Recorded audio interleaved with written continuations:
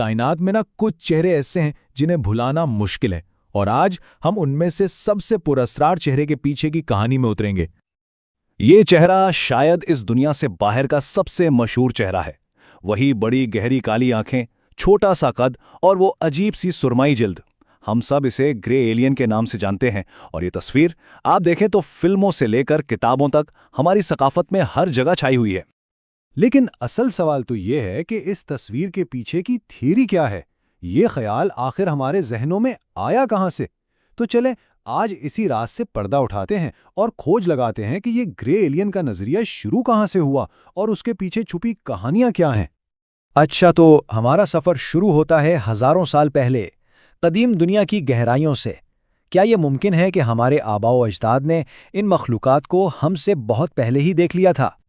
अगर हम तारीख के औराक पलटे ना, तो हमें दुनिया भर की सकाफ़तों में हैरत अंगेज़ तौर पर एक जैसी कहानियां मिलती हैं। जैसे मेसोपोटामिया में सिमेरी अनुनाकी की बात करते थे जो आसमान से उतरे।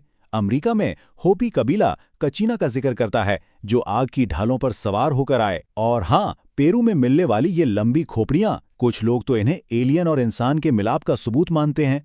सोचने की बात है, क्या ये सब सिर्फ एक इत्तेफाक हो सकता है? यहां आकर बात बहुत दिलचस्प हो जाती है। होपी कबीला जिक्र करता है आग की ढालों का। आज की जबान में हम इसे क्या कहेंगे? जाहिर है एक यूएफओ, एक खलाई जहाज। ये बात सोचने पर मजबूर करती है कि क्या हमारे कदीम आबाओ अजदाद वाकई खलाई मखलूक से मिल रहे थे? चले अब हजारों साल आगे बढ़ते हैं और सीधा 20वीं सदी में कदम रखते हैं। ये वो दौर था जब ग्रे एलियन का तसव्वुर, आप कह लें कि कदीम कहानियों से निकलकर हमारी हकीकत का हिस्सा बनने लगा और देखते ही देखते एक आलमी राज में तब्दील हो गया। साल था 1947 और जगह रॉसवेल, न्यू मैक्सिको। एक ऐसा वाकया जिसने जदीद यूएफओ की पूरी कहानी को हमेशा के लिए बदल दिया। यही वो लम्हा था जब ग्रे एलियन का तसव्वुर हकीकत के बहुत करीब महसूस होने लगा। रोजवेल में तो कहानी जैसे हर घंटे बदल रही थी।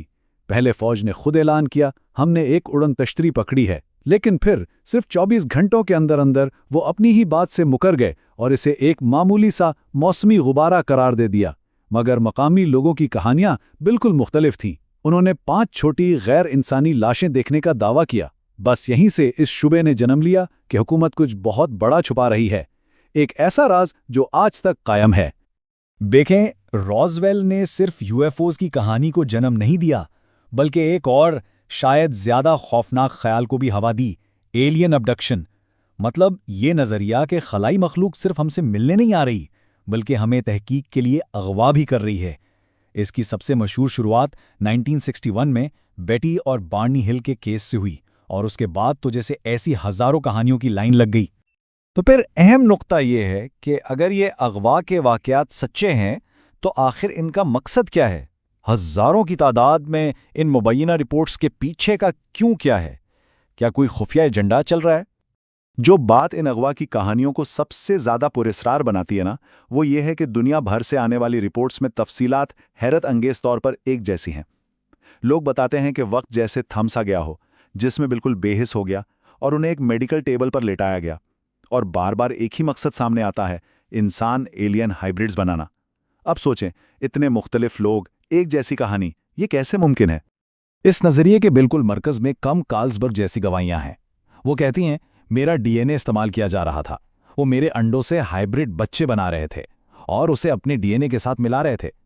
ये सिर्फ एक कहानी नहीं, बल्कि एक बहुत गहरा, ज़ाती और तकलीफदेह तजुर्बा है जो इस हाइब्रिड एजेंडे की बुनियाद माना जाता है। और फिर ऐसी कहानियां भी हैं जो साइंस को भी चैलेंज करती नजर आती हैं। ब्रेट ओल्डहम अपनी पार्टनर के डॉक्टर का हवाला देते हैं जिसने कहा, मैंने अपनी जिंदगी में ऐसा कुछ नहीं देखा। ऐसा लग रहा था जैसे ये खातून कभी हामिला हुई ही नहीं थी। मैं रहम साफ करने गया और वो पहले से ही बिल्कुल साफ था। अब ऐसी गवाहियां अगवा की कहानियों में एक ऐसी तिब्बी पहेली डाल देती हैं जिसे समझाना बहुत मुश्किल है। शायद सबसे मशहूर केस ट्रेविस वॉल्टन का है। उनके तजुर्बे में एक बहुत ही अजीब मोड़ आया। वो बताते हैं कि पहले तो वो ग्रे एलियन से घिरे हुए थे और घबरा गए, लेकिन फिर थोड़ी ही देर बाद 2 इंसान नजर आने वाली मखलूक अंदर आती है। इस एक वाक़े ने एक बिल्कुल नया सवाल खड़ा कर दिया। ये ग्रे एलियंस आखिर हैं क्या? क्या इनकी सिर्फ एक ही शक्ल है या कुछ और?